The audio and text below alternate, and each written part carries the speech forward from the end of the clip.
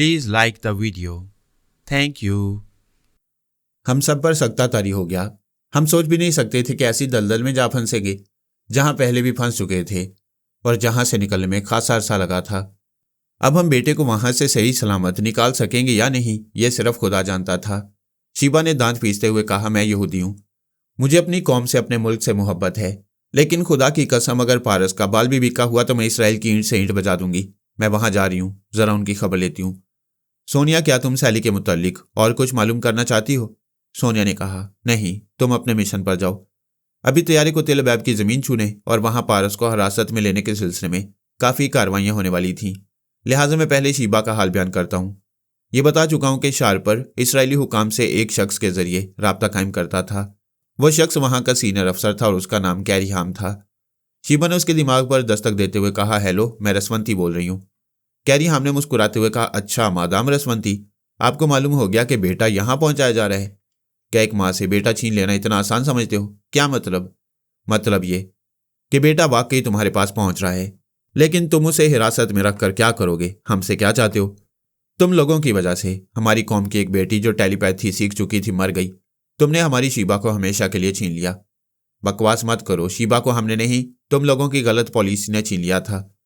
तुम लोगों ने गलत टेलीपैथी जाने वालों से दोस्ती की। आज वह दोस्त कहाँ है? वह जरा परेशान हुआ क्योंकि पिछले 24 घंटे से शारपर ने राब्ता कायम नहीं किया था।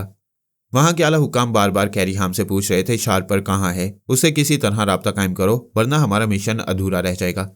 शीबा ने चुप होकर उसके चोर ख्यालात पढ़े। मालूम कि आखिर वह मिशन क्या है जिसके अधूरा रह जाने की बहुत ज्यादा फिक्र है। पता चला कैरी हाम को इस सिलसिले में कुछ नहीं मालूम, क्योंकि जो खुफिया मिशन होते हैं उनके मुतालिक सिर्फ ब्लाइंड क्लब के चंद अफसरान जानते हैं।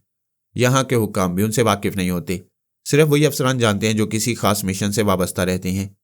मैं ब्लाइंड क्लब के मुतालिक बता चुका हूँ, यह इसराइल की एक ऐसी खुफिया तंजीम है जिसके मुतालिक वहाँ के आला हुक्काम भी नहीं जान सकते, क्योंकि हुक्मरान बदलते रहते हैं लेकिन हुकूमत के राज नहीं बदलते। उन्हें ब्लाइंड क्लब के अंदर कुएं में छुपा कर रखा जाता है।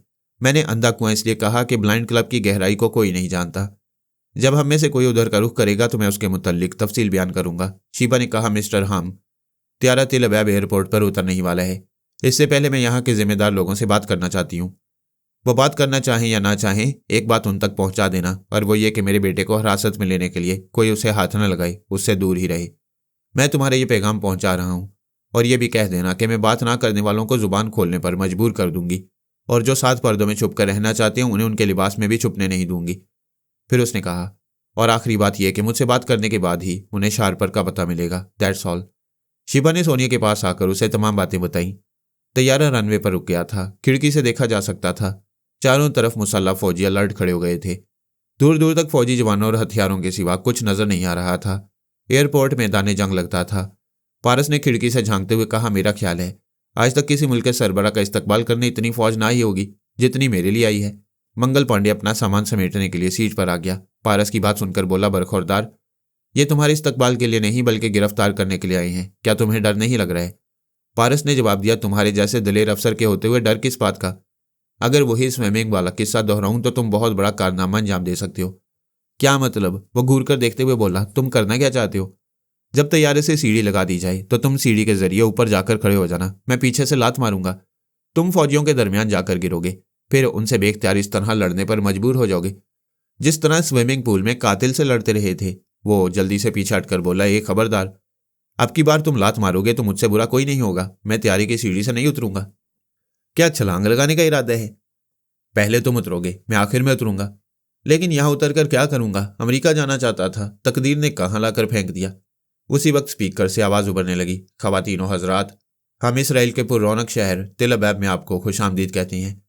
हमें अफसोस है कि आपकी मंजिल बदल गई, आप परेशान हो रहे हैं, लेकिन हम मेहमान नवाजी के जरिए आपका दिल जीतने की कोशिश करेंगे। हम आपको यकीन दिलाते हैं कि आप में से किसी को जानी या माली नुकसान नहीं पहुंचेगा। इस शहर में आपको मजीद रकम की ज़रूरत होगी। हम ये रकम हर जाने के तौर पर आपको पेश करेंगे। आप तमाम मुसाफिर इस शहर में उस वक्त तक क्याम करेंगे जब तक इंटरनेशनल एयरलाइंस कॉरपोरेशन से हमारा कोई समझौता नहीं हो जाता। आप हरगिज़ ये ना सोचें कि हमने इस तैयारी को हाईजैक किया है और आप लोगों को यह रकमाल के तौर पर रख रही हैं।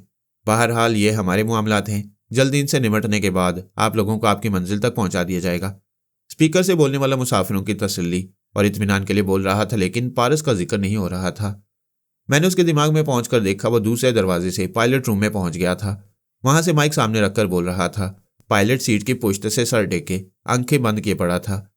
मैंने एक बार उसके दिमाग में पहुंचने की कोशिश की तो उसने फिर सांस रोक ली, फौरन सीधी तरह बैठ गया। दूसरी तरफ पायलट रूम के बंद दरवाजे को सोनिया हाथों से पीट पीट कर जेकब को मुखातिब कर रही थी। कह रही थी, जेकब तुम खैरियत से तो हो? मैं तुम्हारे लिए परेशान हूं। मेरे पास चले आओ या मुझे अपने पास बुलाओ। तुम जानते हो मैं तुम्हारे बगैर नहीं रह सकती। वो सैली की आवाज़ सुन रहा था और बार बार परेशान होकर दरवाजे की तरफ देख रहा था। माइक के सामने बोलने वाले ने कहा, अभी दरवाज़ा न खोलना।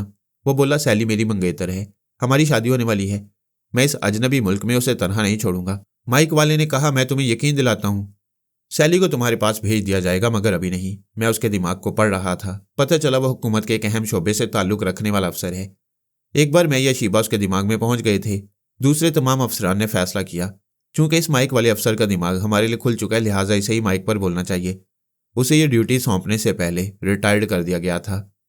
कैरी हाम ने रसवंती का पैगाम आला हुक्काम तक और फौजी अफसरान तक पहुंचा दिया था। एक फौजी जवान ने पायलट कैबिन में आकर माइक वाले अफसर के हाथ में एक पर्ची थमाई, जिसे देखकर वो माइक के जरिए बोलने लगा, हेलो, हम मादाम रसवंती और फरहाद अली तैमूर से मुखातिब हैं।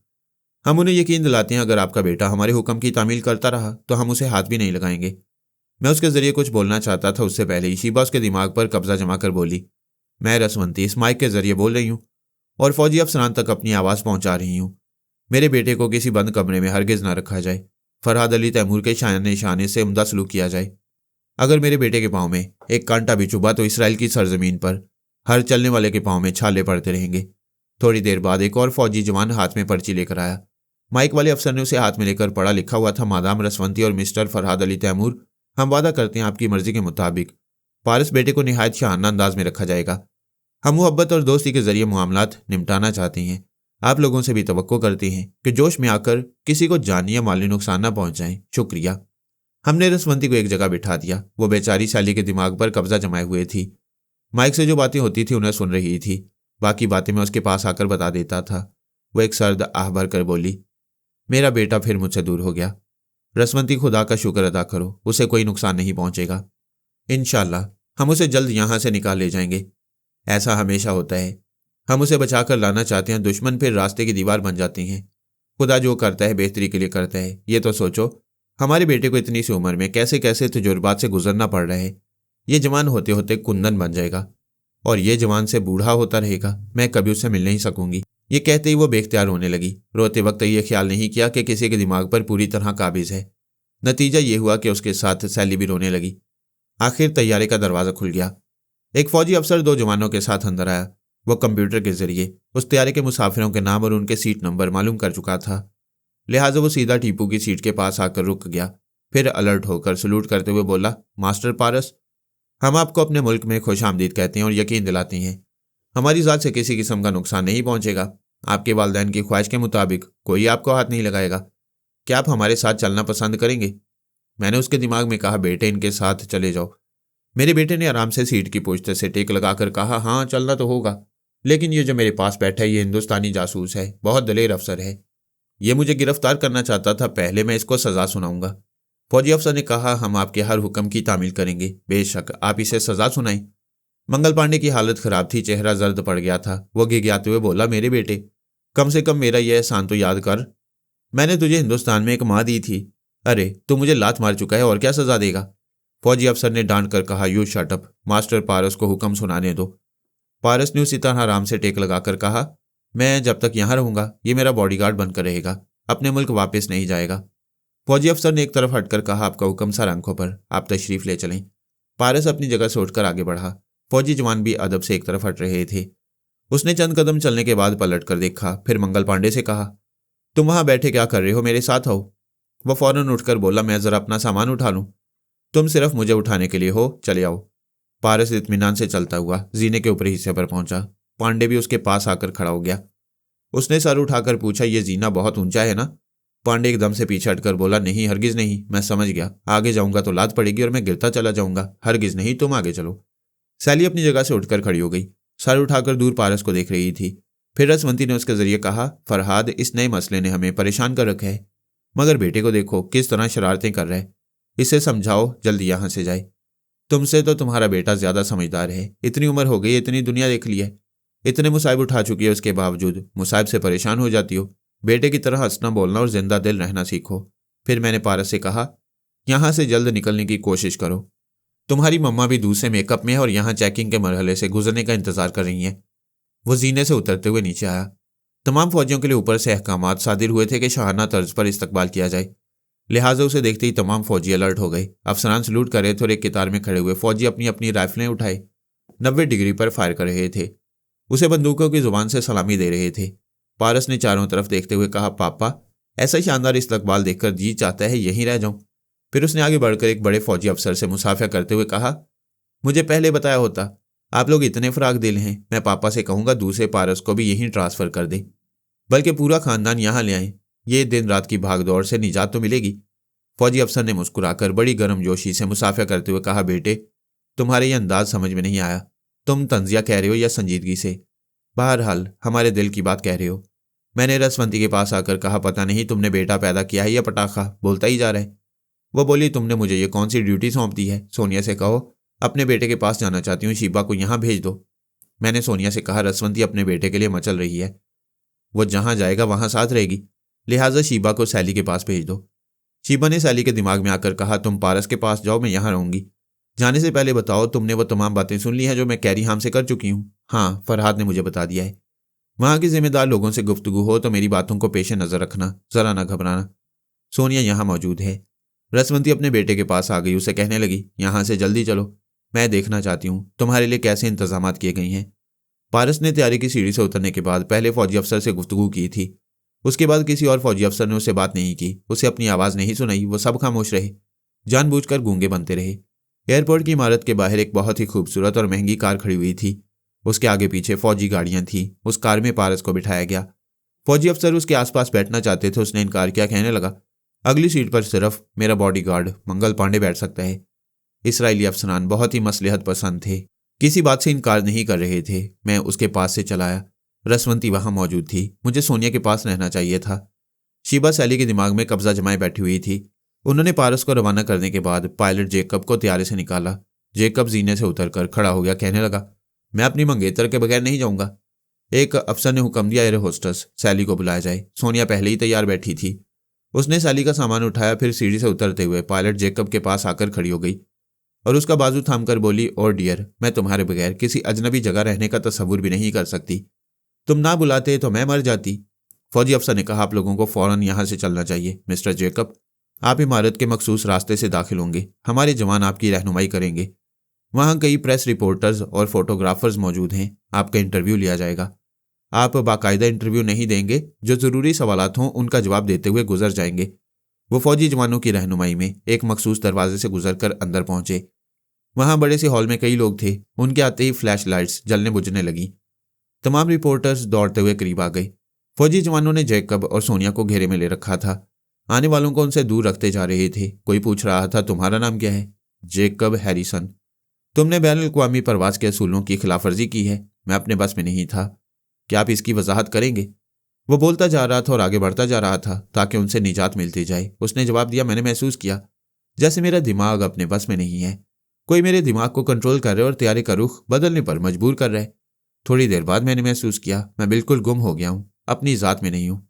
जब तैयारे यहाँ पहुँच गया तब मुझे होश आया। तब पता चला कि मैं जिंदा हूँ और इसी तैयारे में पायलट की सीट पर मौजूद हूँ। दूसरे ने सवाल किया, जिस टेलीपैथी जानने वाले ने आपके दिमाग पर कब्जा जमाया था उसने अपना तारुफ जरूर कराया होगा। जी नहीं, वो खामोशी से आया और खामोशी से चला गया। मैं कह नहीं सकता वो कौन था या थी। वो सवालों के जवाब देता हुआ हॉल के सिरे पर पहुंच गया। फौजी जवानों ने उसे दूसरे रास्ते से बाहर निकाल दिया। दूसरी तरफ पुलिस महकमे से ताल्लुक रखने वाला एक अफसर और चंद सिपाही थे। उन्होंने जैकब और सोनिया के लिए पिछली सीट का दरवाजा खोल दिया।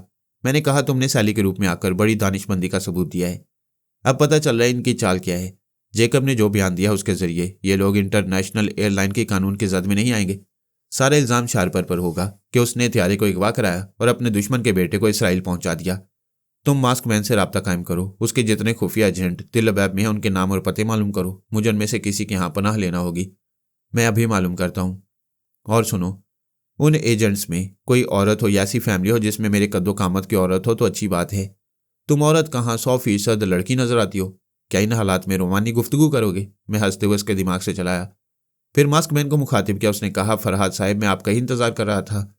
अभी पता चला है पारस बेटे को अगवा करके तेलबैब पहुंचा दिया गया है। मैंने कहा, पारस और मशीन दो अलग चीजें हैं।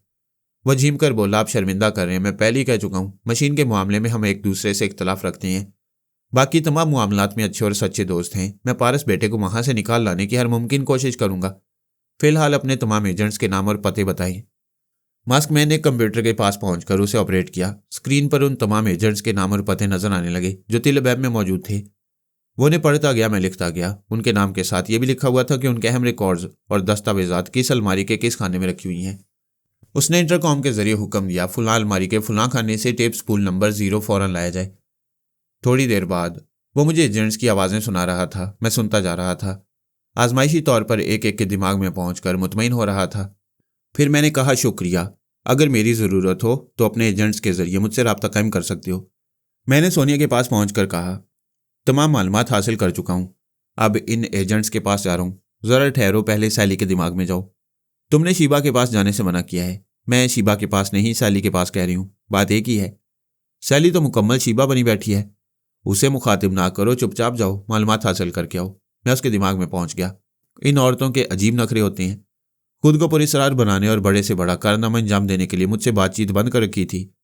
अब मैं उसके बिल्कुल करीब था। मैंने एक सर्द आ भरी, वो यकीनन चौंक गई होगी। मैंने कहा, यह कम नसीबी है, जुबान रखता हूं, बोल नहीं सकता, दिल रखता हूं, दर्द दिखा नहीं सकता, दीवाना हूं जो पांव के बगैर चलकर तेरी गली में आया है और नामुराद जा रहा है। वो शर्मा रही होगी, मुस्कुरा रही होगी, या मेरा आना गवारा ना होगा या मेरे आने पर एतराज ना होगा। दरमियानी कैफियत होगी, समझ में ना आ रहा होगा। ऐसे वक्त चुप रहना चाहिए, कुछ बोलना चाहिए, सैली के दिमाग से चले जाना चाहिए। वो मजबूर थी, सैली के दिमाग को छोड़ नहीं सकती थी, जिद्दी थी, मुझसे बोलना नहीं चाहती थी। मैंने कहा, तुमने थोड़ी सी मुद्दत में बड़े बड़े कारनामे अंजाम दिए हैं, कहो तो मैं गिनवा देता हूँ। वैसे तुम्हारी नज़र में वो कौन सा बड़ा कारनामा है जिसके बाद तुम अपनी कसम तोड़ दोगी और मुझसे बोलोगी?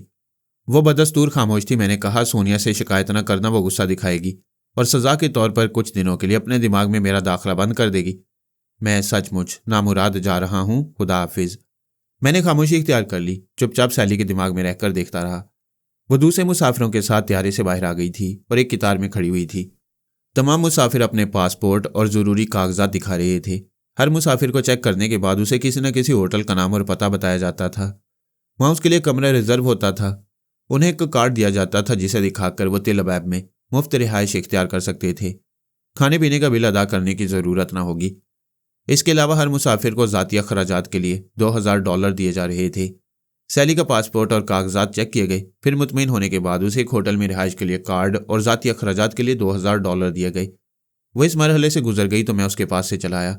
सोनिया को बताने लगा, सैली के सिलसिले में अब परेशान होने की ज़रूरत नहीं है, वो बखैरियत चेकिंग के मरहले से गुजर गई है। लेकिन ऐसा नहीं था। मेरे आने के बाद सैली अपना लगेज लेने के लिए गई तो यक बयक चौंक गई। चारों तरफ हैरानी से देखते हुए बोली, मैं यहाँ कैसे आ गई? ये कौन सी जगह है? मुझे क्या हो गया था? मैं इतनी देर तक कहाँ थी? वहाँ अब सैली के साथ क्या हो रहा था और सोनिया के सिलसिले में कैसे इंकशाफात होने वाले थे, ये जानने के लिए ना तो मैं मौजूद था और ना ही शीबा।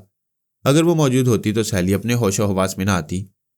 उधर शीबा मजबूर हो गई थी, अपने बेडरूम में बैठी ख्याल ख्वानी कर रही थी। अचानक जोर जोर से दरवाज़ा पीटने की आवाज़ सुनाई दी।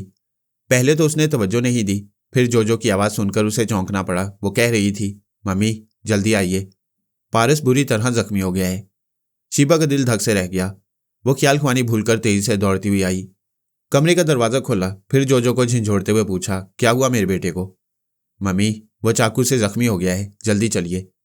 वह जोजो के साथ तेजी से चलते हुए सोनिया के पास पहुंची। फिर बोली, सोनिया आई एम सॉरी, मैं ख्याल ख्वानी के जरिए सैली के दिमाग में नहीं रह सकती। मेरा बेटा जख्मी हो गया है, मैं उसकी देखभाल के लिए जा रही हूँ। सोनिया ने कहा, ओह शीबा, तुमने बहुत बड़ी गलती की। सैली को छोड़ना नहीं चाहिए था। मैं उसे चेकिंग के मरहले से गुजार चुकी हूँ, अब मेरे बस में नहीं है। मैं अपने बेटे को छोड़ नहीं सकती। शीबा ये तो सोचो, यहाँ पारस कैद हो चुका है। उसका शहाना इस्तकबाल करने से क्या होता है? पारस दोम ज़्यादा खतरे में है, उसे तवज्जो की ज़रूरत है, हम सबको तवज्जो देना होगी। मुझे अफसोस है, मैं पारस को बेमिसाल बनाने और बहुत बड़ा कारनामा अंजाम देने के लिए माँ बनते बनते बिल्कुल ही माँ बन गई हूँ। उससे ज़रा भी चोट पहुँचती है तो मेरा कलेजा कांपने लगता है। मेरा पारस मेरी आन है, जिसे एक दिन फरहाद के सामने पेश करके अपना सर फख्र से बुलंद कर सकूंगी। मैं जा रही हूँ। उसने राब्ता ख़त्म कर दिया। सोनिया ने परेशान होकर पूछा, फरहाद तुम मौजूद हो? हाँ, मैं सैली के पास जा रहा हूँ। मैं सीधा सैली के पास गया। वहां जो कुछ हुआ मैं अभी बताऊंगा, लेकिन पारस चूंकि चाकू से जख्मी हो गया था इसलिए पहले उसके मुतल्लिक बता देना चाहता हूँ। कोई खास परेशानी की बात नहीं थी। आमना उसे चाकू इस्तेमाल करने और नज़रों को एक जगह मरकूज रखने के सिलसिले में ट्रेनिंग दे रही थी। इस सिलसिले में पारस को समझाया जाता था वो अपनी बाईं हथेली मेज पर रखे, उंगलियां फैला दे, दाएं हाथ में चाकू पकड़े और बाएं हाथ की फैली हुई उंगलियों के दरमियान चाकू की नोक मारता जाए। यह ट्रेनिंग का ऐसा मरहला था जिसमें तरबियत पाने वाला खुद को जख्मी कर लेता है। पहले पहल पारस आहिस्ता आहिस्ता चाकू चलाता था। हर उंगली के दरमियान चाकू की नोक मारता, फिर चाकू उठाकर दूसरी उंगली के दरमियान वही नोक पैवस्त करता, फिर तीसरी उंगली के दरमियान यही अमल जारी रहता। इस तरह वो 5 उंगलियों के दरमियानी हिस्से में चाकू की नोक मारता जाता। इब्तदा में अमल सुस्त होता था। आमना कहती थी, रफ्तार बढ़ाते जाओ, जल्दी जल्दी चाकू की नोक उंगलियों के दरमियान चलाते रहो। तुम्हारे जरा चूकने पर कोई भी उंगली या हथेली की पुश्त जख्मी हो सकती है। इंसान अपने बचाव की खातिर मोहतात भी हो सकता है और तेज रफ्तार भी। पारस ने पिछले 2 दिन की ट्रेनिंग के दौरान अपनी रफ्तार में कुछ इजाफा कर लिया था। आमना का मुतालबा था रफ्तार कुछ और बढ़ाओ, तेजी से चाकू की नोक हर उंगली के दरमियान में मारते जाओ और फिर इसी अंदाज से मारते हुए वापस आओ। तीसरे दिन उसकी रफ्तार खासी तेज हो गई। अब आमना कहती थी, इस अमल के दौरान मैं तुम्हें मुखातिब करूंगी, अगर तुम जरा भी तवज्जो हटाओगे तो जख्मी हो जाओगे। इसके बाद आमना ने तवील वक्फा रखते हुए कई बार उसे आवाज़ दी, बहकाने की कोशिश की, लेकिन वह बाप का बेटा जहां नजरें जमा लेता था वहां से हिलता नहीं था। चाकू को तेजी से अपनी उंगलियों के दरमियान मारता जाता था। एक बार आमना ने अचानक ही कैसेट रिकॉर्डर के जरिए तेजी से मौसीकी ऑन की। आर्केस्ट्रा की आवाज़ एकदम से झुंझुनाती हुई उभरी, लेकिन पारस पर कोई असर न हुआ। हम अपने हाथ की उंगलियों को फैलाकर देखें तो 5 उंगलियों के दरमियान 4 खाली जगह बनती हैं। पारस ने छोटी उंगली से लेकर अंगूठे के दरमियान गिनती मुकर्रर कर ली थी। 1 खाना, 2 खाना, 3 खाना, 4 खाना। ऐसे वक्त वो 2 ही बातें जानता था। निगाहें वहां मरकूज रहेंगी और वो गिनता जाएगा, किसी और तरफ तवज्जो नहीं देगा। इस तरह वो चाकू की नोक मारते हुए गिनता था, 1, 2, 3, 4, फिर पलटकर वापस आता था, 4, 3, 2, 1, फिर सीधा जाता था, 1, 2, 3, 4, फिर वापस आता था। वो चाकू मारने के सिलसिले में जितनी रफ्तार बढ़ाता जाता उतनी तेजी से गिनता चला जाता। आमना ने उसे हर तरह आजमा लिया था, उसकी तवज्जो किसी तरफ नहीं हटती थी। लेकिन एक बार अचानक ही जोजो ने दौड़ते हुए आकर उसे मुखातिब किया, पारस। ये वो आवाज़ थी जो कानों में नहीं सीधी दिल में पहुंचती थी। नतीजा वही हुआ, ध्यान जरा सा भटका और चाकू हथेली की पोश्त में पैवस्त हो गया। आमना ने लपक कर चाकू वहां से निकाला तो खून बहने लगा। जोजो का दिल धक से रह गया। वो एकदम से रोते हुए आगे बढ़ी और पारस की खून आलूद हथेली को लेकर चूमने लगी, अपने चेहरे से लगाने लगी। पारस का लहू उसके चेहरे पर फैल रहा था। वो रो रही थी और कह रही थी, ये मैंने क्या किया? मैंने बहुत बड़ी गलती की। तुम मेरी वजह से दूसरी बार जख्मी हो गए। मैं बहुत खराब लड़की हूं, मैं अच्छी नहीं हूं, मुझे मारो। आमना ने डांट कर कहा, जोजो हाथ छोड़ो और अलग खड़ी हो जाओ। आमना ने एक शीशी के ढक्कन को खोला, फिर पारस का हाथ लेकर उसके जख्म पर कोई दवा स्प्रे करने लगी। देखते ही देखते खून बहना बंद हो गया। उधर जोजो अपनी मम्मी को आवाज़ देती हुई भागती चली गई। फिर शीबा उसके साथ आई। उसने आते ही पूछा, क्या हो गया मेरे बच्चे को, कैसे जख्मी हो गया है? उसने पारस को दोनों बाजुओं से पकड़कर खींचा और अपने सीने से लगा लिया। आमने ने पूछा, शीबा क्या तुम्हारा दिमाग खराब हो गया है? वो गुस्से से बोली, तुम्हारा दिमाग खराब हो गया है? बच्चे को इतनी खतरनाक ट्रेनिंग दे रही हो, कैसे बहुत बड़ा कारनामा बनाकर पेश करने का इरादा नहीं है? जहन्नुम में क्या कारनामा? मैं ऐसा कोई काम नहीं चाहती जिससे मेरे बच्चे को नुकसान पहुंचे। पता नहीं मुझे क्या हो गया है। खुदाया, मेरा दिल क्यों ममता से भर गया है। मैंने इसे जन्म नहीं दिया है, लेकिन इसकी आह सुनती हूं तो मर जाती हूं। आमना ने पारस को उसकी गोद से अलग किया, फिर उसका हाथ दिखाते हुए कहा, कोई बड़ा जख्म नहीं आया है। अगर यह जख्म नहीं खाएगा तो जीदार कैसे बनेगा? क्या तुम यकीन से कह सकती हो कि इसे आगोश में समेट लेने से आइंदा कोई हादसा पेश नहीं आएगा? यह किसी मुसीबत में गिरफ्तार नहीं होगा, किसी आजमाइश से नहीं गुजरेगा। अगर तुम यकीन से कह सकती हो तो इसे ले जाओ और अपने अंचल में छुपा कर रखो, या जज्बात को काबू में रख सकती हो तो यहां से चली जाओ। शिबा ने एक नज़र पारस पर डाली, फिर सर झुकाकर जाने लगी। आमना ने कहा, पारस, जख्म खाने के बाद आदमी मर नहीं जाता, अपने तमाम जख्मों के साथ हालात से लड़ता है। जो अमल जारी रखने उसे रुकने नहीं देता। अपना अमल जारी रखो, कैच इट। उसने पारस की तरफ चाकू उछाला। उसने एक हाथ से कैच कर लिया। अब आप सैली एंडरसन की रुदात सुनिए। उसका दिमाग आज़ाद हो चुका था। वो बदहवास होकर चारों तरफ देख रही थी और चीख चीख कर अपने बारे में पूछ रही थी। यह सिर्फ आधे मिनट की बात थी। फिर मैं उसके दिमाग में पहुंच गया, लेकिन देर हो चुकी थी। बहुत कुछ जाहिर हो चुका था। वो जहां खड़ी हुई थी उससे कुछ फासले पर बड़ा सा आईना था, जिस पर नजर पड़ते ही वो चीख कर पीछे हट गई। फिर आगे बढ़कर आईने में अपने चेहरे को टटोलते हुए देख रही थी और कह रही थी, ये मैं नहीं हूं, मेरा चेहरा कैसे बदल गया? मुझे क्या हो गया है? यह कहते ही वो चकरा कर गिर पड़ी। कितने ही फौजी अफसर और मुसल्ला जवान दौड़ते हुए आए थे। उसे चारों तरफ से घेर लिया था ताकि दूसरे लोग करीब ना पहुंचे। एक अफसर फर्श पर झुककर उसे उठा रहा था और झिंझोड़ कर पूछ रहा था, मिस क्या बात है? तुम्हें क्या हो गया है? ऐसे वक्त मैं पहुंच गया था मगर बात बिगड़ चुकी थी। फौजी अफसरों और दूसरे लोगों ने साफ तौर से देखा था कि वायना देखकर घबरा रही है और अपने मौजूदा चेहरे से इनकार कर रही है। मैं ऐसे में उसके दिमाग पर कब्जा जमाता और उसे फिर मिस मैरी की हैसियत से बोलने पर मजबूर करता तो बात नहीं बन सकती थी। मैंने सोनिया के पास आकर कहा, सैली जाहिर हो चुकी है, तुम मोहतात रहो, मैं रेड पावर के एजेंट से मिलकर आता हूँ। सोनिया पायलट जेकब के साथ एक छोटे से बंगले में पहुंच गई थी। तेल अबीब में रेड पावर के 4 एजेंट थे, 2 जवान लड़कियां और 2 मर्द। एक का नाम नताशा और दूसरी का नाम रोमेला, तीसरे का नाम वास्कुनोफ और चौथे का नाम वॉन्डरमैन था। मैं उनकी आवाज़ें सुनने के बाद बारी बारी उनके पास पहुंच चुका था मगर ज़्यादा तफसील मालूम नहीं की थी। चूंकि सोनिया पनाह लेना चाहती थी इसलिए मैंने लड़कियों की तरफ तवज्जो दी। नताशा रूसी लड़कियों का नाम होता है। अगर सोनिया उसके रूप में रहना चाहती तो इसराइली इंटेलिजेंस वालों की नज़रों उस पर रहती। अब भी नताशा उनकी नज़रों में रहती होगी। इसके बरक्स रोमेला तेल अबीब में पैदा हुई थी। माँ इसराइली यहूदी थी और बाप रूसी यहूदी। वो बाप से ज़्यादा मुतासिर थी। जब वो कॉलेज की तालीम से फारिग हुई तो उस वक्त माँ बाप मर चुके थे। आजकल इसराइली इंटेलिजेंस के चीफ मिस्टर हेराल्ड की पर्सनल सेक्रेटरी थी। वो रेड पावर वालों के लिए शायद इसलिए जासूसी करती थी कि बाप से बेहद मुतासिर थी। मैंने मुखातिब किया, हेलो रोमेला। वो चौंक गई, कहीं बाहर जाने की तैयारी कर रही थी। एक लम्हे के लिए साकित हो गई, फिर मैंने कहा, मैं फरहाद अली तैमूर बोल रहा हूँ। वो ज़ेरे लब मुस्कुराई, फिर संजीदा होकर बोली, मैं कैसे यकीन कर लूँ? मैंने कहा, फरहाद ऑन ज़ीरो चैनल। वो खुश होकर बोली, मैं खुश आमदीद कहती हूँ। थोड़ी देर पहले हमें कोड वर्ड्स के जरिए मालूम हो चुका है मैं तुम्हारा इंतजार कर रही थी। मेरे लायक कोई खिदमत? खिदमत ही खिदमत है। क्या तुम इस क्वार्टर में तनहा रहती हो? बिल्कुल तनहा हूँ। आसपास के तमाम क्वार्टरों में इंटेलिजेंस से ताल्लुक रखने वाला स्टाफ रहता है। फिर तो बड़ी मुश्किल है। आखिर काम क्या है? सोनिया तुम्हारी जगह लेना चाहती है। ओह गॉड, क्या मादाम सोनिया मौजूद हैं? हाँ, वो किसी वक्त भी तुम्हारे पास पहुंच सकती है। यहाँ सब एक दूसरे को जानते हैं। किसी के यहाँ एक आम वेटर्स भी आए तो दूसरों को पता चल जाता है। तुम ऐसा खुफिया अड्डा बताओ जहाँ एक तरफ से तुम पहुंचो, दूसरी तरफ से सोनिया, फिर सोनिया तुम्हारी जगह लेकर तुम्हारे क्वार्टर में पहुंच जाए। मेरा क्या होगा? इस पर हम बाद में बहस करेंगे। क्या ऐसा कोई खुफिया अड्डा है? हमारे एक साथी तेल अबीब की मुजाफाती बस्ती में रहता है। उसका नाम वॉन्डरमैन है। ज़रा अयाश तबीयत का आदमी है। उसके मकान में कोई ना कोई आती जाती रहती है, बल्कि वहाँ 2-4 रोज़ क्याम भी करती है। अगर तुम वॉन्डरमैन के यहाँ क्याम करोगी तो क्या तुम्हें नुकसान पहुँच सकता है? वो मुस्कुराते हुए बोली, जी नहीं, वो अगरचे अयाश है लेकिन किसी पर जबर नहीं करता। दोस्तों से दोस्ती निभाता है, हमारी बड़ी इज्जत करता है। उसका पता बताओ और वहाँ पहुँचो। उसने पता बताया। मैंने कहा, अभी तुम्हारे पास आकर अहम मालूमात हासिल करूँगा, खुसूसन अपने दफ्तरी मामलात के मुतल्लिक मालूमात फराम करना ताकि सोनिया को तफसील मालूम हो जाए। मैं सोनिया के पास आ गया। हालात बदल गए थे। जब वो जेकब के साथ छोटे से मकान में पहुंची तो सिपाही बाहर खड़े हुए थे। सिर्फ एक अफसर उनके साथ अंदर आ रहा था और कह रहा था, मिस्टर जेकब, आप हमारे मेहमान हैं, लेकिन एक दरख्वास्त है, हमारी इजाज़त के बगैर कहीं बाहर ना जाएं। हम आपके मुहाफिज बनकर रहेंगे क्योंकि ख्याल ख्वानी करने वालों की तरफ से आपको खतरा है। जेकब ने कहा, मैं सांस रोकने लगा हूँ। तैयारी में और एयरपोर्ट पर कोई शख्स मेरे दिमाग तक पहुंचना चाहता था। जाने मैंने कैसे महसूस कर लिया और बेख्तियार सांस भी रोक ली।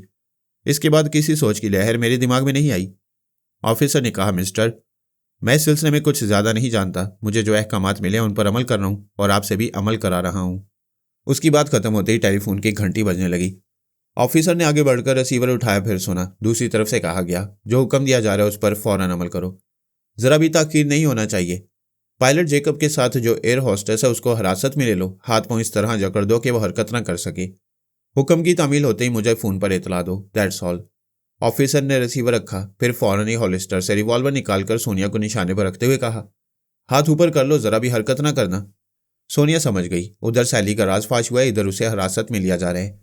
ऑफिसर बुलंद आवाज में सिपाहियों को कह रहा था वो फौरन अंदर चले आए, लेकिन जेकब ने दौड़कर दरवाजे को अंदर से बंद कर लिया। फिर गुस्से से पूछा, यह क्या हरकत है? मिस्टर जेकब, मुझे हुक्म मिला है कि मैं इस एयर होस्टेस को गिरफ्तार कर लूं। जिसने हुक्म दिया है वो पागल का बच्चा होगा। ये मेरी मंगेतर है, रिवॉल्वर हटा लो। ऑफिसर ने गुस्से से कहा, दरवाज़ा खोलो और मेरे मामलात में मुदाखलत न करो। जेकब सोनिया के सामने ढाल बनते हुए बोला, मेरी समझ में नहीं आ रहा है कि मेरे साथ क्या हो रहा है। मैं तैयारन न्यूयॉर्क ले जाना चाहता था, तेल अबीब ले आया। एयरपोर्ट पर प्रेस रिपोर्टर्स को पता नहीं क्या क्या जवाब दिए हैं। सोचता हूँ तो हैरत होती है। सोनिया ने मौका पाते ही जेकब को पीछे से धक्का दिया। वो जाकर ऑफिसर से टकराया। दोनों एक दूसरे से लिपटकर सोफे पर गिर पड़े। फिर इससे पहले कि ऑफिसर उठकर संभलता उसके हाथ से रिवॉल्वर निकल गया। उसने सर उठाकर देखा। सोनिया उसे निशाने पर रखते हुए आहिस्तगी से बोल रही थी, सिपाही दरवाजे पर दस्तक दे रहे हैं। जिंदगी चाहते हो तो उनसे कहो बाहर चुपचाप पहरा देते रहें, अभी आने की जरूरत नहीं। ये कहते उसने रिवॉल्वर की नाल को उसकी पेशानी से लगा दिया। वो सहम कर बोला, अभी आने की जरूरत नहीं है, वापस अपनी ड्यूटी पर जाओ, जरूरत होगी तो बुला लूंगा। दरवाजे के बाहर खामोशी छा गई। वापस जाते हुए कदमों की आवाजें सुनाई दे रही थीं। सोनिया ने उसे बदस्तूर निशाने पर रखते हुए खिड़की के पर्दे को जरा हटाकर देखा। सिपाही दूर चले गए थे। मकान के अहाते में चारों तरफ पहरा दे रहे थे। उसने फिर हुक्म दिया, अब एक सिपाही को अंदर बुलाओ। उसने पीछे से अफसर के कॉलर को पकड़कर एक तरफ धक्का दिया। उसे लेकर दरवाजे के पास चली गई। उसने एक सिपाही को नाम लेकर आवाज दी। थोड़ी देर बाद कदमों की आवाज सुनाई दी। सोनिया ने आहिस्तगी से कहा, दरवाजा खोलो और इसे अंदर आने दो। उसने हदायत के मुताबिक दरवाजे को खोला और कहा, आ जाओ। जैसे ही वो अंदर आया, सोनिया ने एक झटके से दरवाजे को बंद किया, फिर कहा, हथियार फेंक दो वरना तुम्हारे अफसर की जान जाएगी। सिपाही बौखला गया था। वो कभी सोनिया को और कभी अपने अफसर को देख रहा था, जिसकी कनपटी से रिवॉल्वर लगा हुआ था। उसने अफसर के हुक्म पर रिवॉल्वर फेंक दिया। सोनिया ने दोनों को अपने रिवॉल्वर से कवर करते हुए हथियार को उठा लिया।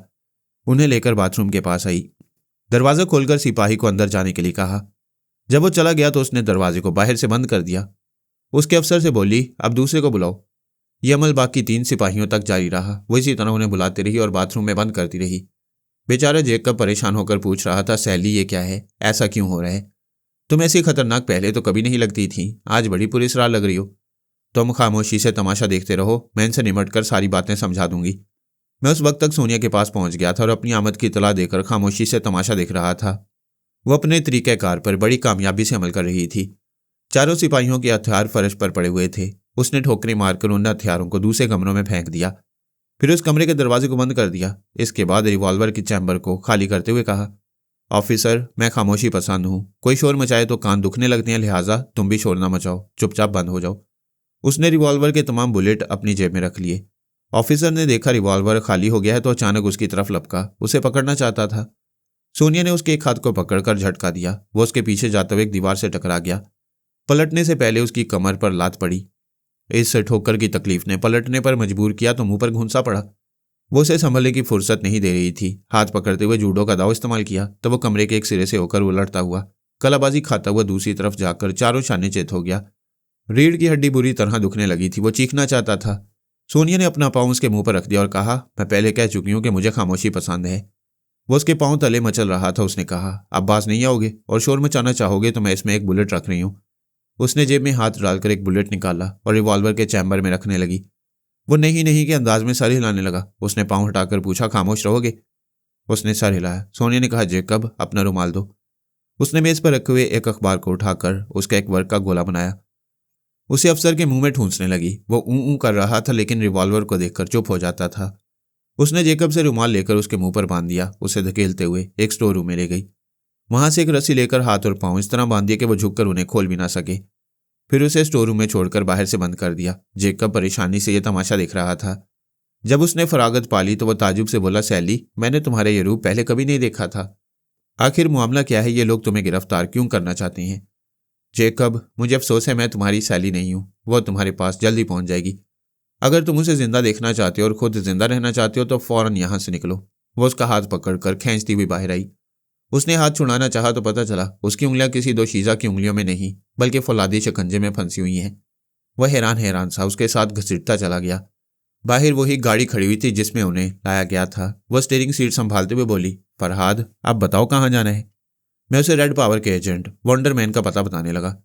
उसने कार स्टार्ट की, फिर तेजी से ड्राइव करती हुई आगे बढ़ गई। तकरीबन 2 मील जाने के बाद उसने गाड़ी को एक जगह रोका, फिर कहा, जेकब, मैंने तुम्हें नुकसान नहीं पहुंचाया है और इंशाल्लाह सैली को भी नुकसान नहीं पहुंचेगा। लिहाजा यहां से टहलते हुए इसी मकान के पास जाओ और उन सिपाहियों को आज़ाद कर दो। अगर तेजी से दौड़ते हुए जाओगे और जल्द से जल्द उन्हें निजात दिलाने की कोशिश करोगे तो मैं दुश्मन बन जाऊंगी। जेकब दरवाजा खोलकर बाहर आया, फिर दरवाजे को बंद किया। सोनिया ने गाड़ी को आगे बढ़ा दिया। तेज रफ्तारी से वंडरमैन के मकान की तरफ जाने लगी। मैंने पूछा, क्या तुम वहां तक पहुंच जाओगी? मैं तेल अबैब में काफ़ी अरसा रह चुकी हूँ, यहाँ के रास्तों से अच्छी तरह वाकिफ़ हूँ। तुम बताओ, आइंदा के लिए क्या सोच कर आए हो? मैंने उसे रोमीला के मुतालिक बताया। वो बोली, यहाँ वक्त ज़ाया न करो, फ़ौरन रोमीला से यहाँ मालूमात हासिल करो। रोमीला अपने क्वार्टर से निकल चुकी थी। एक छोटी सी कार में बैठकर वंडरमैन की तरफ जा रही थी। मैंने कहा, रास्ते में मेकअप का सामान खरीद लो और अपने दफ्तरी मामलात के मुतल्लिक बताती जाओ। अपने दोस्तों और शनासाओं के बारे में भी तफसीलात बयान करती जाओ।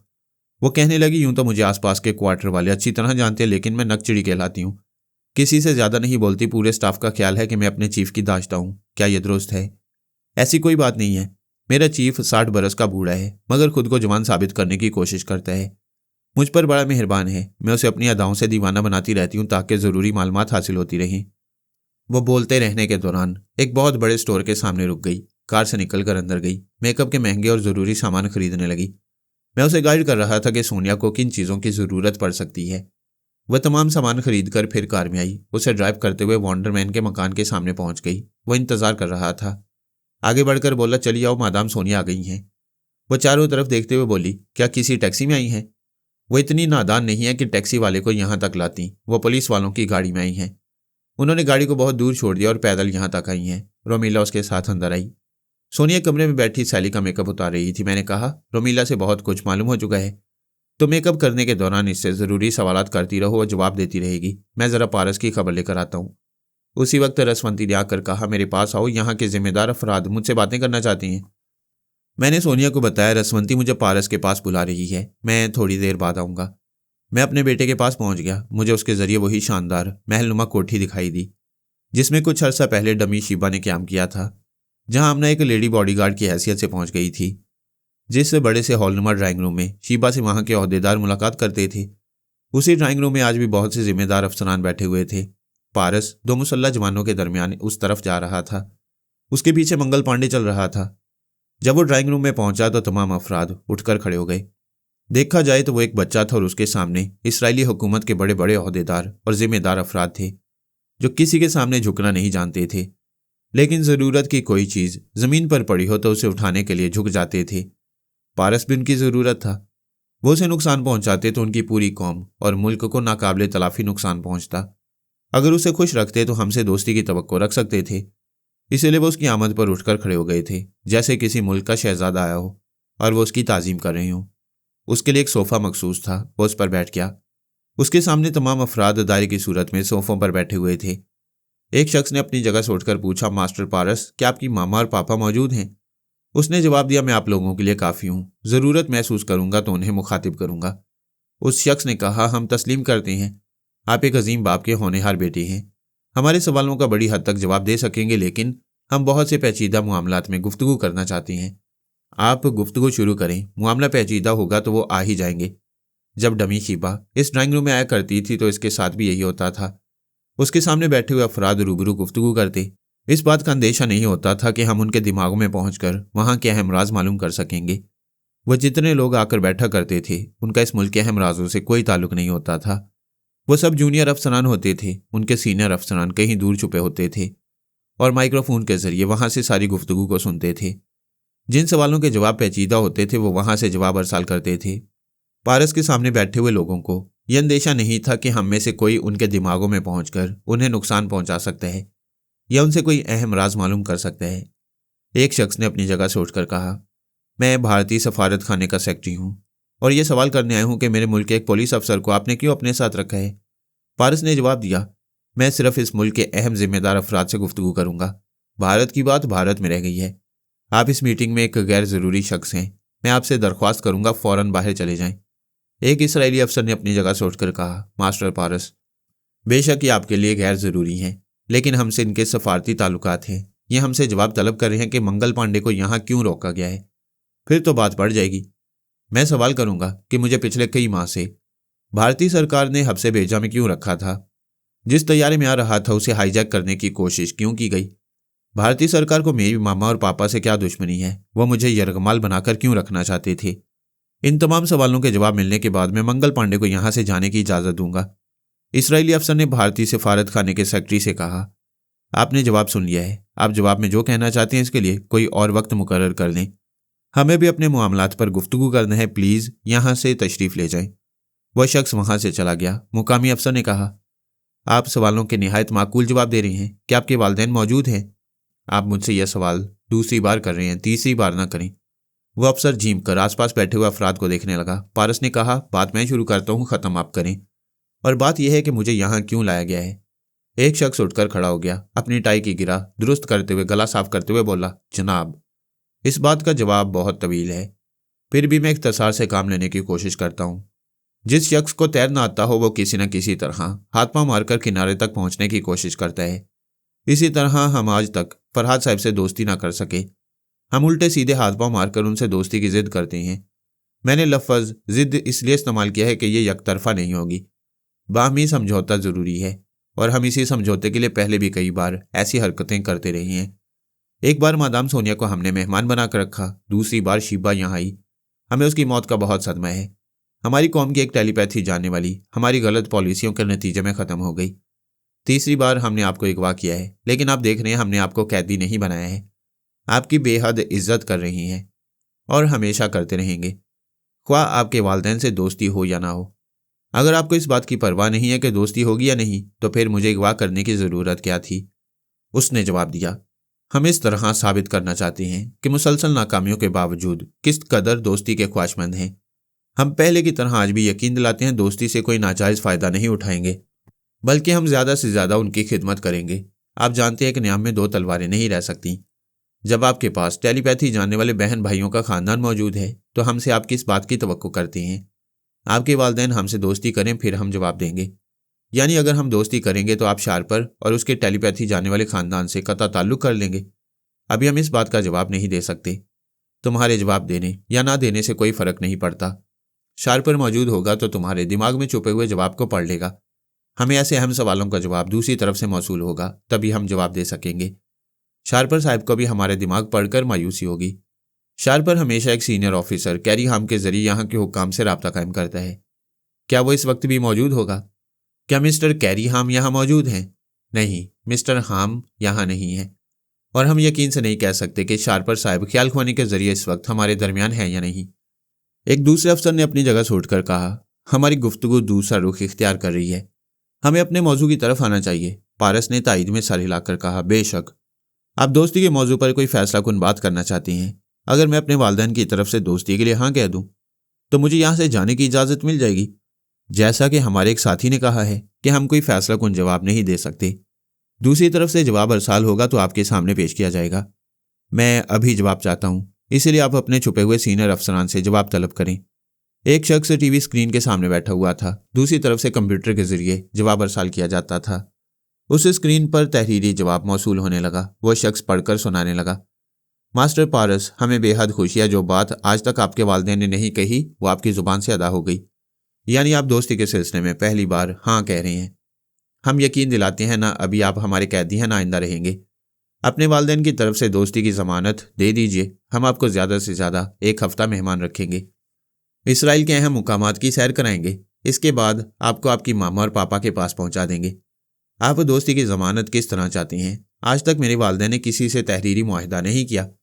जिससे दोस्ती का वादा किया उसे हर हाल में निभाया। क्या आप बता सकते हैं हमें किस तरह मुतमईन कर सकेंगे? पारस चंद लम्हों तक खामोश रहा और सोचता रहा, जैसे बहुत सोच समझकर जवाब दे रहा हो। हालांकि वो हमसे जवाब सुनता था और बोलता जाता था। फिर वो बोला, असल बात यह है कि हम बुनियादी तौर पर एक दूसरे से दुश्मनी रखते हैं। हमारे अंदर भरोसे नाम की कोई चीज़ नहीं है। अगर मैं ये कहूँ कि हमारा एक टेलीपैथी जानने वाला या जानने वाली आपके मुल्क में मुस्तकिल क़याम करेगी तो आपको यकीन नहीं आएगा। अफसर ने जल्दी से कहा, क्यों नहीं जनाब, ज़रूर यकीन आएगा। जब वो यहाँ आएगी तो आप कहेंगे कि यह डमी है। उस अफसर ने कुछ सोच कर कहा, आपकी बात दुरुस्त है। जब यहाँ शीबा आई तो हम तजब्जुब में रहे, यह असल है या नकल। आखिर वक्त तक हमें उसके असल या नकल होने का पता ना चला। आज भी उसके लिए सदमा उठाते हैं। कभी सोचते हैं शायद वो जिंदा है, हमारे लिए जिंदा है, और एक दिन ड्रामाई अंदाज में चली आएगी और हम हैरान रह जाएंगे। पारस ने कहा, आप हैरान तो होंगे लेकिन इस पर यकीन कभी नहीं करेंगे, क्योंकि दुश्मनों से डमी साबित करने की कोशिश करेंगे। आप लोगों को उलझाते रहेंगे और आप बेतबारी का सबूत देते रहेंगे, जैसा कि पहले भी देते रहे हैं। हमसे गलती हो चुकी है, हम इनकार नहीं करेंगे। वाकई हम दूसरे टेलीपैथी जानने वालों के जरिए उलझ जाते हैं। तो फिर आपस में फैसला कर लें और अगली मीटिंग में जवाब दें, आप किस पर भरोसा कर सकती हैं। हम अपने सीनियर अफसरान से जवाब तलब किए बगैर फैसला कुन अंदाज में कह सकते हैं कि अगर दोस्ती की ज़मानत के तौर पर आपका कोई एक टेलीपैथी जानने वाला या जानने वाली हमारे मुल्क में मुस्तकिल क़याम करे तो हम शार्पर और उसकी फैमिली से ताल्लुक़ ख़त्म कर लेंगे। पारस सोफे से उठकर खड़ा हो गया, फिर एक तरफ चलता हुआ सामने बैठे हुए लोगों को देखता रहा, फिर पलटकर दूसरी तरफ चलता हुआ दूसरी तरफ बैठे हुए लोगों को देखता रहा। इसके बाद बोला, आप लोग जिसे अपनी कौम की टेलीपैथी जानने वाली शीबा कहते हैं, मैं उसे मुकद्दस हस्ती को मम्मी कहता हूँ। एक अफसर ने उसे ऐसे देखा जैसे नादान बच्चे को देख रहा हो, फिर कहा, मास्टर पारस, आपसे गलती हो रही है। जो मर जाते हैं उनके लिए है इस्तेमाल नहीं करते, था या थी इस्तेमाल करते हैं। आपको कहना चाहिए हमारी कौम की बेटी शीबा को आप मम्मी कहा करते थे। मैं आज भी उन्हें मम्मी कहता हूँ। खुदा उनकी उम्र दराज करे, वो जिंदा हैं और जब तक खुदा चाहेगा उन पर कोई आंच नहीं आएगी, वो जिंदा सलामत रहेंगी। वो एक दूसरे को बेयकीनी से देख रहे थे, एक दूसरे से कुछ ना कुछ बोल रहे थे। ये बात सीनियर अफसरान तक पहुंच रही होगी, वहां भी यही खलबली होगी। कंप्यूटर स्क्रीन के सामने बैठे हुए शख्स ने पढ़ना शुरू किया, मास्टर पारस, हम आपकी बातें सुनकर हैरान हैं, यकीन नहीं करना चाहते, लेकिन यकीन जरूर करेंगे क्योंकि आप बहुत ही संजीदा बच्चे हैं, गलत बयानी से काम नहीं लेंगे। हम अच्छी तरह समझते हैं आपकी पुश्त पर वालिदैन हैं, आप कोई गैर जिम्मेदाराना गुफ्तगू नहीं करेंगे। एक बार फिर यकीन दिलाइए, क्या हमारी कौम की बेटी शीबा जिंदा है? बफजल रब्बी वो जिंदा सलामत हैं, हम उन्हें यहाँ बुला सकते हैं। कंप्यूटर स्क्रीन के सामने बैठे हुए शख्स ने कहा। ऊपर से अहकाम सादिर हुए हैं, आप तमाम हजरात मास्टर पारस के सामने घुटने टेक दें। कंप्यूटर के जरिए हुक्म सुनते ही तमाम लोग अपनी जगह से उठ गए, फिर पारस के सामने घुटने टेक कर सर को झुका लिया। वह शख्स कंप्यूटर स्क्रीन को देखता हुआ पढ़ता जा रहा था, मास्टर पारस, हम आपको और आपके वालिदैन को सलाम करते हैं। हमें अपनी गलतियों का शदीद एहसास है। हमने आप लोगों पर भरोसा ना करके शदीद नुकसानात उठाए हैं। हम खुदा को हाजिर नाजिर जानकर कहते हैं, हम आइंदा आपके दुश्मनों पर एतमाद नहीं करेंगे। आज से और इसी लम्हे से हम शारपर और उसकी फैमिली से ताल्लुक ख़त्म कर रहे हैं, ख्वाह उसके ज़रिए हमें कितनी ही दिमागी अजियतें बर्दाश्त करना पड़े, लेकिन हम यकीन करते हैं आपके वालिदैन हमें उनसे महफूज रखने की कोशिश हद्दुल इम्कान करते रहेंगे। पारस ने कहा, मैं दोस्ती की इस इब्तदा में एक और खुशखबरी सुनाना चाहता हूँ। वो सब उसी तरह घुटने टेके हुए और सर झुकाए हुए थे। पारस ने कहा, पहले आप लोग अपनी जगह आराम से बैठ जाएं। वो उठकर अपनी जगह बैठ गए। फिर उसने कहा, शारपर आप लोगों के दिमागों तक कभी नहीं पहुंच सकेगा। उसके साथ जो कुछ हो रहा है वो एक लंबी दास्तान है जो मैं फिर कभी आपको सुनाऊंगा या मेरी मम्मी शीबा आकर सुनाएंगी। हमें यह देखकर इत्मीनान हो गया कि आपने शारपर की ख्याल ख्वानी के मुकाबले में हमें तरजीह दी और इस मुसीबत से ज़रा नहीं घबराए कि वह आपके लिए अज़ाब जान बन सकता है। चूंकि आप लोगों ने सच्चाई का सबूत दिया, इसलिए हम शारपर के मुताल्लिक सच सच बयान कर रहे हैं। आप लोगों को उस टेलीपैथी जानने वाले से निजात मुबारक हो। कंप्यूटर स्क्रीन के जरिए कहा गया, मास्टर पारस, आप हमें पै दर पे खुशखबरियाँ सुना रहे हैं। आपके वालिदैन की दोस्ती, शीबा की आमद और शारपर के खात्मे पर हम हफ्तों जश्न मनाएंगे। अब मैं आराम करना चाहता हूँ। कल सुबह इस शहर को देखूंगा। शाम को फिर मीटिंग होगी और फैसला होगा कि दोस्ती की इब्तदा कब होगी और कैसे होगी। एक अफसर ने सवाल किया, क्या आप हमें शारपर के मुताल्लिक कुछ और बता सकती हैं? वह क्यों हमारी तरफ रुख नहीं करेगा? क्या वह आप लोगों की कैद में है? इस सिलसिले में भी कल गुफ्तगू होगी। एक आखिरी सवाल करना चाहता हूँ। आप जिस तैयारी में आए उसके एयर होस्टेस सैली एंडरसन को टेलीपैथी के जरिए ट्रैप किया गया। क्या यह शारपर की कार्रवाई नहीं थी?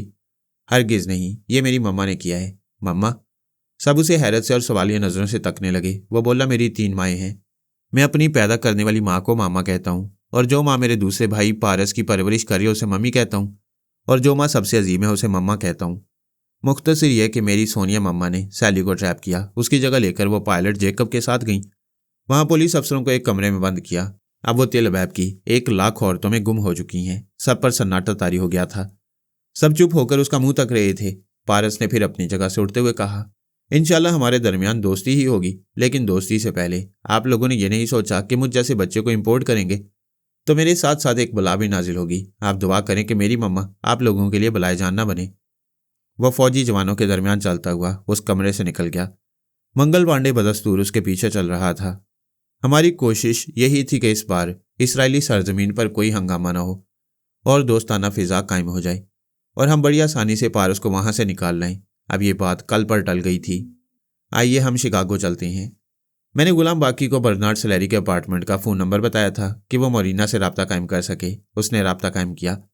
दूसरी तरफ से रिसीवर बर्नार्ड सैलरी ने उठाया। पूछा, तुम कौन हो? मैं अहमद अल बाकी बोल रहा हूँ, मोरीना से बात करना चाहता हूँ। बर्नार्ड ने रिसीवर के माउथ पीस पर हाथ रखकर मोरीना से पूछा, क्या तुम किसी अहमद अल बाकी को जानती हो? वो सोचने लगी। उसने कहा, वो तुमसे बात करना चाहते हैं। तुम उससे फिर बात करो, मैं उसके दिमाग में पहुंचकर मालूम करती हूँ आखिर वह कौन है। बर्नार्ड ने माउथ पीस से हाथ हटाकर कहा, मिस्टर अहमद अल बाकी, मिस मोरीना आपको नहीं जानती हैं। रिसीवर दो, पहचान लेंगी। मोरीना ने बर्नार्ड के दिमाग में रहकर गुलाम बाकी की आवाज़ और लहजे को सुना तो फौरन याद आया। उसने ख्याल ख्वानी की परवाज़ की, उसके दिमाग में पहुंचना चाहा, लेकिन बाकी ने सांस रोक ली। रिसीवर के जरिए कहा, मिस्टर बर्नार्ड, मोरिना से कहो फ़ोन पर बात करें। वह रिसीवर लेकर बोली, अरे तुम गुलाम बाकी हो? पहले गुलाम था, अब नहीं हूं, लिहाजा मेरा नाम अहमद अल बाकी है। क्या तुम्हारे दिमाग को लॉक कर दिया गया है? हाँ, मुझे गुलाम समझकर अब ना कोई मेरी जिंदगी में आ सकता है ना दिमाग में, अलबत्ता दिल का दरवाज़ा खुला है। क्या बात है, बड़े स्मार्ट बनकर बोल रहे हो। इतना तो समझते हो तुम्हारी पुश्त पर शार्पर और बहराम गंगोली हैं। शार्पर अच्छी तरह जानता है मैं तुम पर मरमिटी हूं, लिहाजा वो तुम्हारे जरिए मुझ पर जाल फेंक रहे। तुम्हारी इतला के लिए अर्ज है, मैं गुलामी के हर जाल से निकल चुका हूं और किसी का अलहकार नहीं हूं। मैं कैसे यकीन कर लूं कि तुमने उनसे निजात हासिल कर ली है? पहले मुझे अपनी ज़ात पर भरोसा नहीं था, अपनी जिस्मानी कुव्वत का अंदाज़ा नहीं था। जब उसे आजमाया तो सारी जंजीरें तोड़ डाली। तुमने फ़ोन क्यों किया है? तुम कहोगी तो आइंदा आवाज़ नहीं सुनाऊंगा, ये बात नहीं है। मैं यकीन करना चाहती हूँ कि तुम सच बोल रहे हो। इसके लिए अपने दिमाग में आने दो। मिनट के हिसाब से बताओ, मेरी सच्चाई को समझने में कितना वक्त लोगी? आधा घंटा काफ़ी है। घंटे के हिसाब से नहीं, मिनट के हिसाब से। ये क्या तुक है? चलो 5 मिनट कम कर दो। जहां हो वहां से निकल पड़ो और पैदल चलते रहो। अगर तुम सच्चे हुए तो 25 मिनट बाद मुलाकात करूंगी। लो, दिमाग के दरवाजे खोल दिए, मैं यहां से निकल रहा हूं। मोरिना ने रिसीवर रखकर कहा, बर्नार्ड मेरे साथ चलो, जरा कार ड्राइव करते रहो। मैं दूर ही दूर से गुलाम बाकी को देखना और परखना चाहती हूँ। वो कार में आकर बैठ गई। इससे पहले वो गुलाम बाकी के दिमाग में बैठ चुकी थी। पहले तो ये मालूम करके ताज्जुब हुआ कि वो बहुत महंगे होटल में काम कर रहा था और बेहतरीन सूट में मलबूस था। उसकी जेब में हज़ारों डॉलर थे। वो दिमाग की तह में पहुंचकर मालूम करने लगी आखिर ये सब कुछ उसे कैसे हासिल हो गया। गुलाम बाकी ने अपने दिमाग को आज़ाद छोड़ दिया था ताकि वो मनमानी मालूमात हासिल कर सके। उसे मालूम हो रहा था कि यह सब कुछ फरहाद ने किया है। उसे बहराम गंगोली के तनवीमी अमल से निकाल दिया है। वह शार्पर की गुलामी से भी आज़ाद हो गया है। गुलाम बाकी ने कहा, मोरिना क्या तुम्हें याद है, फरहाद साहब ने तुमसे वादा किया था कि वो तुम्हें मुझसे मिलाएंगे। वो जुबान के धनी हैं, मिलने का वक्त आ चुका है। मोरिना ख्याल ख्वानी के दौरान बर्नार्ड की रहनुमाई करती जा रही थी कि उसे किन रास्तों से गुजरना है। फिर एक जगह गुलाम बाकी उसे पैदल चलते हुए दिखाई दिया। उसने कहा, गुलाम उधर जा रहे, तुम इतना ही फासला रखो, किसी को शुबा न हो कि हम उसका ताकुब कर रहे हैं। क्या तुम उसके दिमाग से मालूम नहीं कर सकती? बहुत कुछ मालूम किया है। वह मेरे दुश्मनों के चुंगल से निकल चुका है, फिर भी इत्मीनान करना चाहती हूँ। कहीं शार्पर या बहराम गंगोली उसका ताकुब तो नहीं कर रहे। वह दूर ही दूर से उस पर नजर रखती जा रही थी। 15 मिनट के बाद वो उसी होटल के सामने रुक गई। गाड़ी से उतरकर बोली, तुम जाओ, मैं आ जाऊंगी। गुलाम बाकी थोड़ी देर तक पैदल चलता रहा। फिर उसने घड़ी देखते हुए कहा, मोरिना 25 मिनट पूरे होने वाले हैं, मैं तुम्हारे होटल के कमरे में इंतजार कर रही हूँ। वह फौरन ही होटल की जानिब पलटकर तेजी से चलते हुए बोला, यह कैसे मुमकिन है? मैंने कमरे की चाबी काउंटर पर जमा की थी। मुमकिन कैसे नहीं है? मैंने टेलीपैथी के जरिए काउंटर क्लर्क को ट्रैप किया, उससे चाबी ली, फिर तुम्हारे कमरे में आ गई। वह तेजी से चलता हुआ होटल में दाखिल हुआ, लिफ्ट के जरिए 4थी मंजिल पर पहुंचा, फिर अपने कमरे के दरवाजे को खोला। सामने बेड पर वो बड़े ही काफिराना अंदाज में लेटी हुई थी। वह जानती थी एक तो लोग ऐसे ही उसके दीवाने होते हैं, अगर अदाओं से भर जाए तो वह दीवाना दौड़ा चलाएगा। उसने सर घुमाकर गुलाम बाकी को देखा तो एकदम से उठकर बैठ गई। वो कीमती सूट में इतना शानदार लग रहा था कि दिल खिंचा जा रहा था। वह बिस्तर से उठकर खड़ी हो गई। अमेरिका और यूरोप में ऐसा कौन दिल वाला था जो उसका दीवाना नहीं था? एक से एक गोरी रंगत वाले, एक से एक खूबरू जवान थे, दौलतमंद थे, उसे इज्जत और शोहरत की बुलंदियों पर ले जा सकते थे, लेकिन उसका दिल काले पर आ गया था। वह शहरज़ादा सी होकर आहिस्ता आहिस्ता चलती हुई उसके सामने पहुंच गई। उसे सर से पांव तक देखा, कुछ कमी महसूस हो रही थी। वो उसे छूकर देखने लगी, कुछ परेशान सी लग रही थी। गुलाम बाकी ने पूछा, क्या बात है?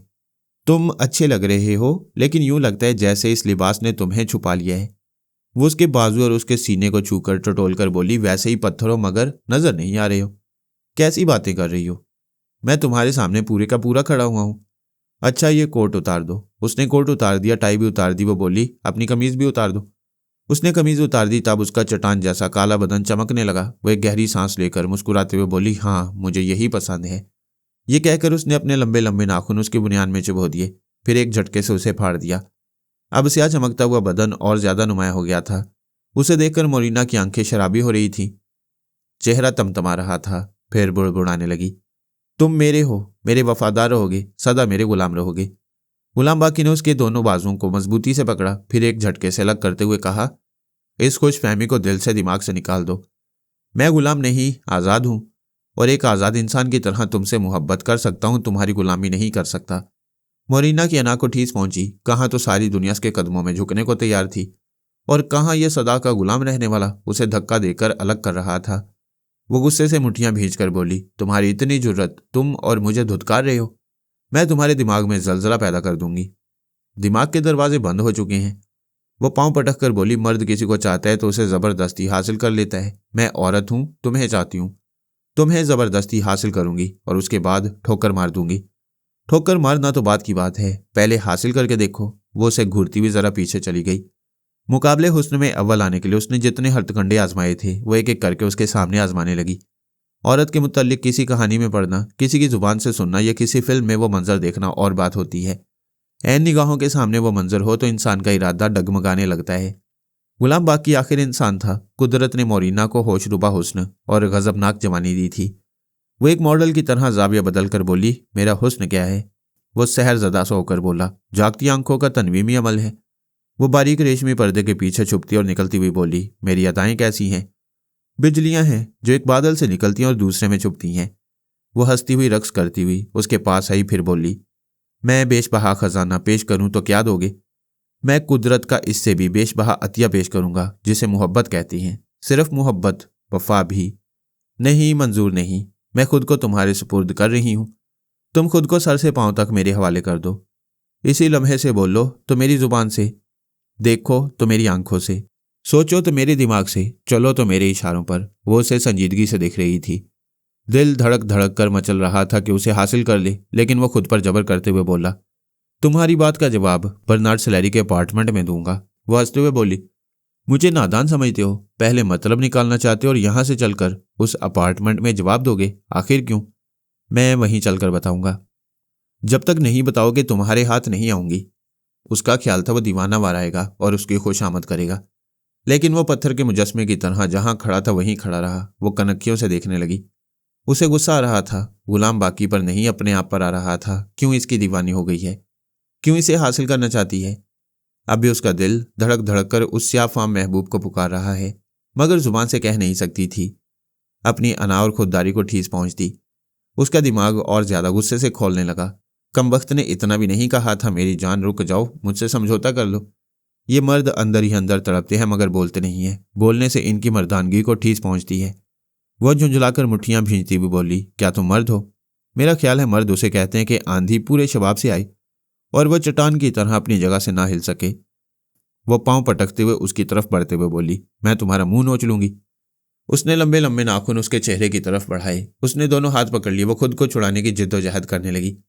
गुलाम बाकी ने उसकी दोनों कलाइयां सिर्फ बाएं हाथ से पकड़ी थीं, फिर दाएं हाथ से उसके गाल पर एक तमांचा रसीद कर दिया। वह लड़खड़ाकर पीछे गई, एकदम से सख्ते में आ गई। सोच भी नहीं सकती थी कि जो गुलाम था और उसे मालका कहता था वह थप्पड़ मार देगा। वो कह रहा था, ये मेरे कबीले की रवायत है, जो औरत काबू में नहीं आती उसे लात और जूतों से सीधा किया जाता है। अभी तो मैंने एक हल्का हाथ जमाया है। वो आगे बढ़ने लगा। ये सहम कर पीछे हटने लगी। फिर अचानक ही गुलाम बाकी ने उसे पकड़ लिया। एक हाथ के शिकंजे में उसके जबड़ों को जकड़ लिया। वह खुद को छुड़ाना चाहती थी मगर किसमिसा कर रह जाती थी। तब उसे महसूस हुआ वो यही चाहती है। उसके हुस्न शबाब की तमन्ना करने वाले भीख मांगते थे, मगर जो हकदार होता है वो मांगता नहीं, छीन लेता है। लेकिन वह छीनते छीनते रह गया। उसने दोनों बाजू में उसे उठाकर बिस्तर के ऊपर फेंक दिया, फिर कहा, अब जाओ। वह सहरजदा सी हो गई थी, किसी और ही दुनिया में पहुंच गई थी।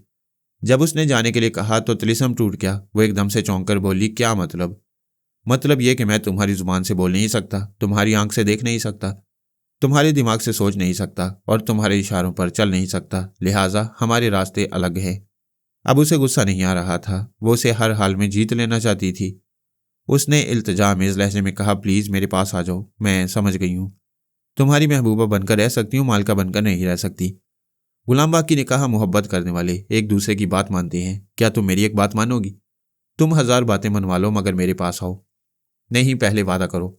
मैं मानूंगी, जल्दी बोलो। तुम जो डायरी शारपर के तहखाने से चुरा कर लाई थी वो मेरे हवाले कर दो। तुम क्या करोगे? फिर वह झुंझला कर बोली, डायरी की ऐसी की तैसी, मैं कोई सवाल नहीं करूंगी, दे दूंगी। मुझे अभी चाहिए। क्या तुम्हारा दिमाग चल गया है? क्या यही तुम्हारी मोहब्बत है? बर्नार्ड सैलरी से राब्ता कायम करो, उसे कहो कि वो यहाँ डायरी लेकर पहुंच जाए। वह झुंझला कर बैठ गई मगर ज्यादा गुस्सा दिखा भी नहीं सकती थी, मजबूर थी। निगाहों के सामने काला पहाड़ था जिसे टकरा कर मर जाने को जी चाहता था। उसने ख्याल ख्वानी की परवाज की। बर्नार्ड सैलरी से कहा, मेरे बेडरूम में जो अटैची है उसके अंदर एक स्याह जिल्द की डायरी है, उसे इसी होटल में ले आओ जहां मैं तुम्हारे साथ कार में आई थी। मैं अभी लेकर आता हूँ। याद रखो वो डायरी बहुत अहम है। मैं चुपचाप तुम्हारे दिमाग में मौजूद रहूंगी। धोखा देने की कोशिश करोगे तो जान से जाओगे।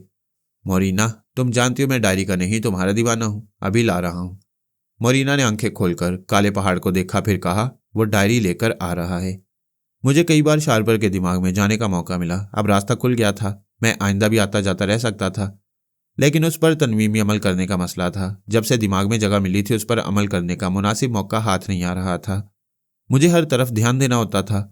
एक तरफ गुलाम बाकी मोरिना से डायरी हासिल करके पढ़ने वाला था और मैं उसे सुनकर नोट करने वाला था। फिर उस डायरी को जला देना मुनासिब होता। दूसरी तरफ पौमी शिकागो पहुंचने वाली थी। मैं न्यूयॉर्क से उसके पास पहुंचना चाहता था। इसी दौरान फ्रांसीसी सफारत खाने के जरिए वहां के एक बेइंतहा दौलतमंद फर्नांडो से दोस्ती हो गई थी। उसने कहा था, मैं न्यूयॉर्क में इंतजार करूंगा, वह हेलीकॉप्टर में आ रहा है। मैं 2 हेलीकॉप्टर्स हमेशा अपनी तहवील में रखना चाहता था। उसने कहा, 2 क्या दर्जनों हेलीकॉप्टर्स फराहम कर देगा। उसे मुझसे मिलने की बड़ी तमन्ना थी। मैंने कह दिया था, मिस्टर फर्नांडो, मेरे होटल पहुंचकर डिस्टर्ब न करना। मैं ज़रूरी ख्याल ख्वानी में मसरूफ़ हूँ। जैसे ही फुर्सत मिलेगी खुद तुम्हारे पास वेटिंग रूम में चला आऊँगा। वैसे भी तुम्हें न्यूयॉर्क पहुंचने में 1 घंटा लगेगा और शायद 1 घंटे से पहले मुझे फुर्सत मिल जाए। बहराम गंगोली के आलयकार शार्पर को मिशिगन झील पार करने के बाद ओटावा ले आए थे। वहां लिंकन स्क्वायर से तकरीबन 20 मील के फासले पर एक बस्ती थी जहां ज्यादातर मैक्सिको के लोग आबाद थे। शार्पर को ले जाने वाले भी मैक्सिको से ताल्लुक रखते थे। जब से वो बुखार में मुब्तला हुआ था उसे बाकायदा इलाज कराने का मौका नहीं मिल रहा था। बहराम गंगोली उसे लिए भागा फिर रहा था। अब उसके आलयकार उसे छोटी सी बस्ती में ले आए थे। इस वक्त भी उसे हल्का सा बुखार था। एक बिस्तर पर लिटा दिया गया। मैंने उसकी जुबान से उन आलयकारों से कहा, मुझे 2 घंटे सोने दो, बाहर से दरवाज़ा बंद कर दो, कोई मुदाखलत न करे। वो लोग चले गए। बाहर से दरवाज़ा बंद कर दिया। तब मैं उसे टेलीपैथी के जरिए थपक थपक कर सुलाने लगा। जब वो गहरी नींद में डूब गया तो उसके ख्वाबीदा दिमाग को तनवीमी अमल के जरिए तस्खीर करने लगा, उसे अपना मामूल बनाने लगा। बीमारी के बायस उसका दिमाग कमज़ोर हो गया था। उसके इरादे कमज़ोर हो गए थे। बहराम गंगोली ने उस पर जो तनवीमी अमल किया था वो कमज़ोर पड़ गया था। यही वजह थी कि वो बड़ी आसानी से मेरा मामूल बन गया।